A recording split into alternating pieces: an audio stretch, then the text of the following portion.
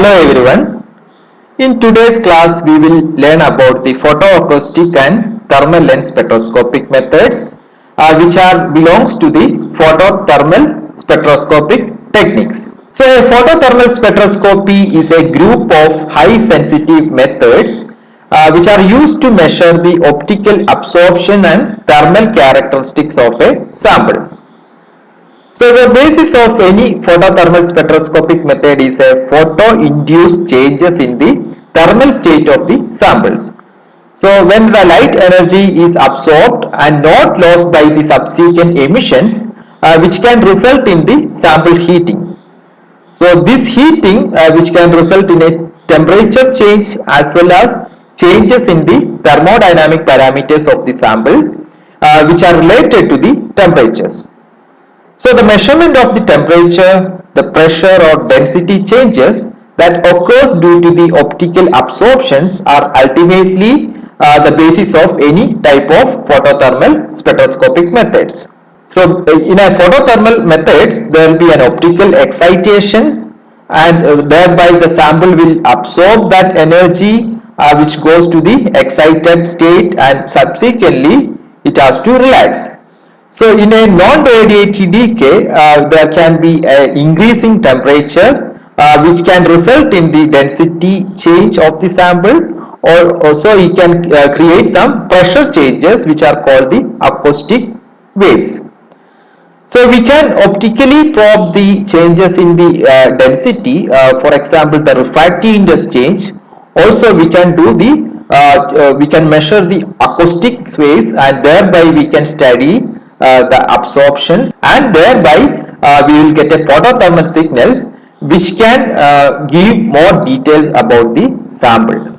The photoacoustic spectroscopy techniques is based on photoacoustic effect which is the formation of sound wave following the light absorption in a material sample.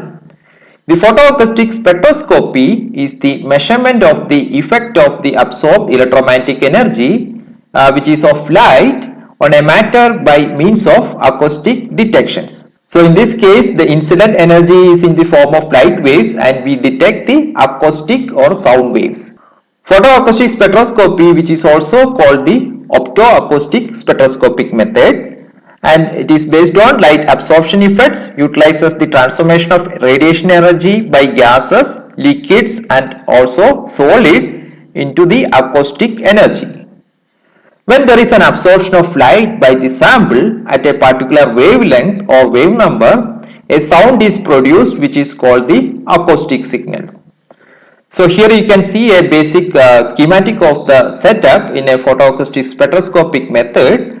There we should have a light source which has to be vary either periodically or a single flash. So it has to be either modulated light or a pulse light source which is passed through a monochromatic source, and finally it will fall on a photoacoustic cell which contains the sample, and we can detect the signals, the acoustic signals using a microphones, and which will be processed for the useful information. We will discuss about the setup as well as the principle in detail in the following slides.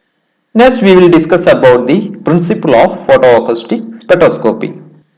So in a photoacoustic spectroscopic method, modulated radiation source with wavelength in the IR, UV visible or microwave which cause the excitation of the molecule. Now the electron from the excited state is returned to ground state by relaxation process which can be in the form of fluorescence, phosphorescence or non-radiative processes. So we discussed about the fluorescence and phosphorescence in the earlier classes. So in the non-radiative process, the energy can be dissipated as heat, and the heat so generated is directly proportional to the absorptivity of the sample and the intensity of the radiative source. Now the absorptivity, which is the measure of the quantum of radiations which is absorbed by the sample, thus high intensity source will produce large quantum of heat and produce a strong photoacoustic signals. Now the conversion of the absorbed pulse or modulated radiations which is converted into heat energy. Now the sample will undergo the expansion and contraction and following these temperature changes, which will be translated into the pressure changes on the samples. And if the incoming light signal is modulated with modulating frequency, which can vary from single to several thousand hertz. Now there is an increase and decrease of pressure inside the sample chamber, which creates sound waves, which is the acoustic waves.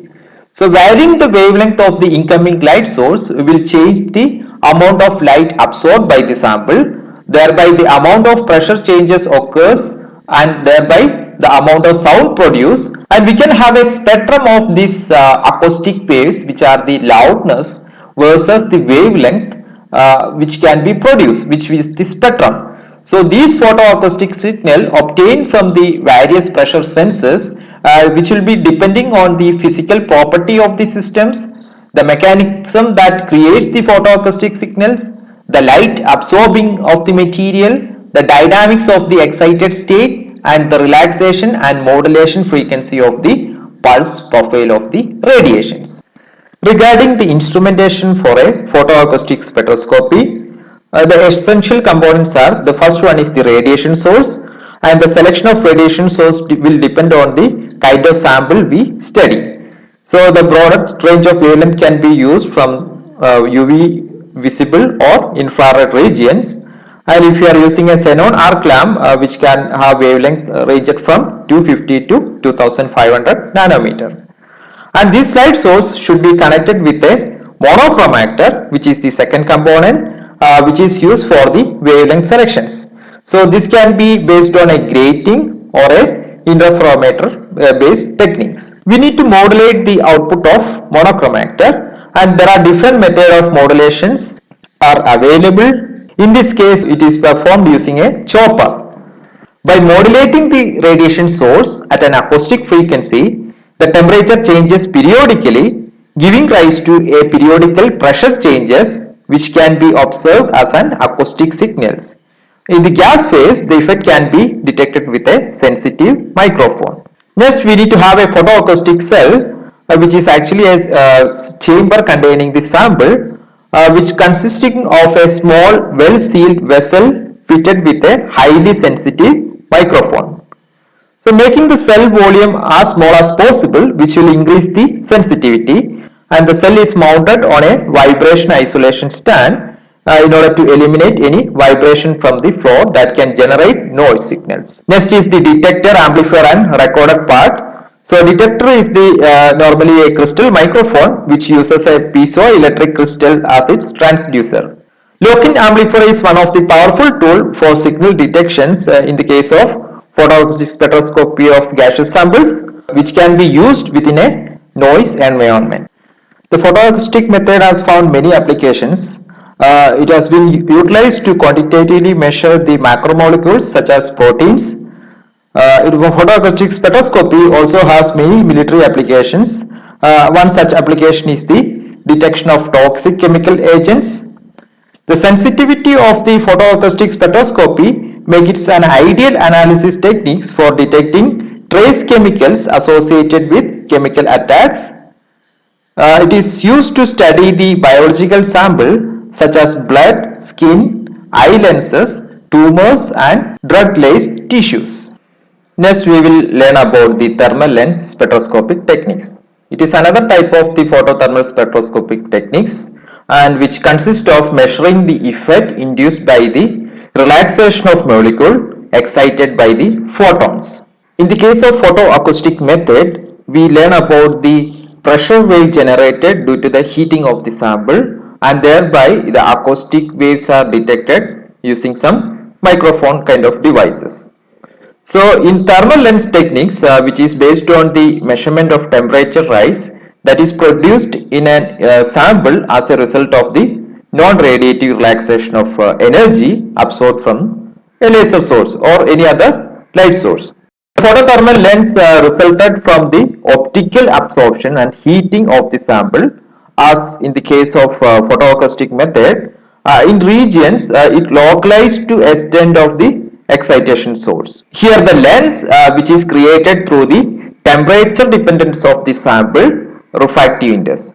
Since most of the materials expand upon heating, and the refractive index is proportional to the density, there should be a lensing effect on the sample due to the heatings. Normally, the lens should have a negative focal length and which causes the beam to diverge, and the signal is detected as a time dependent decreasing power at the center of the beam. This is the schematic of the thermal lens spectroscopic systems. As seen here, there are two beams. One beam is called the excitation beam and other beam is called the probe beam. So this is the excitation beam and this is the probe beam.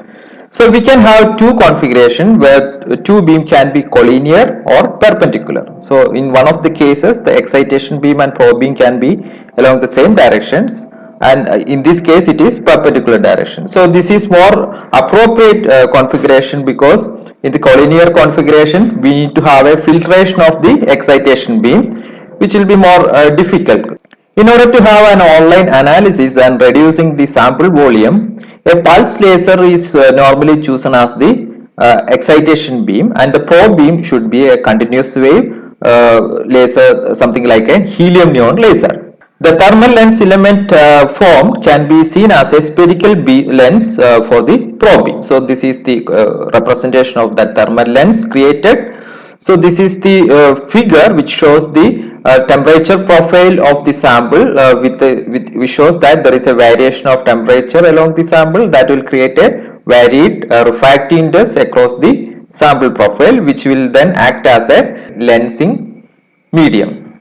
As this thermal lens spectroscopic method, which is based on a direct measurement of the absorbed optical energy, it is sensitive than highly sensitive than any other conventional absorption measurement techniques. Regarding the principle of this method, it is generally accepted that the thermal lens effect originated from the non-radiative relaxation of the excited species in the sample irradiated by a laser beam with a Gaussian intensity profile. So during this non-radiative decay, the temperature of the irradiated sample changes and the refractive index gradient is formed in the sample, which result in a change in the laser beam radius and a related changes in the intensity of the beam on its axis. The magnitude of the thermal lens effect, which will be proportional to the amount of heat generated in the irradiated sample, which in turn dependent on the power of the excitation light, absorbance of the sample, as well as on the fluorescence efficiency of the absorbing species. If f dash t, which represents the focal length of the thermal lens, which will be depending on many of the material parameters, such as the concentration of analyte, thermal diffusivity D, heat capacity Cp, rho the density of the sample, and also on the temperature coefficient of refractive index, that is dN by dt. Thus the concentration of analyte can be determined knowing the sample's constants such as the density, thermal conductivity, heat capacity, molar absorptivity, that is the epsilon, energy density and refractive index gradient, and with the measurement of the focal length of the thermal lens. Regarding the advantages of the thermal lens scheme, which is having a very high sensitivity, because in this case the signal will proportional to the excitation laser power. So we can have a very good power to the laser, so that the absorbance as low as 10 raised to minus 7 can be measured using this method. The second one is we can have an online detections, because it has got a very fast response of the order of microsecond to millisecond time scales. So we are capable of measuring very small sample volume of the order of sub picoliter volumes can be probed using these techniques, which also allow us to detect in a microfluidic system. With that, we will end up this section here. Thank you very much.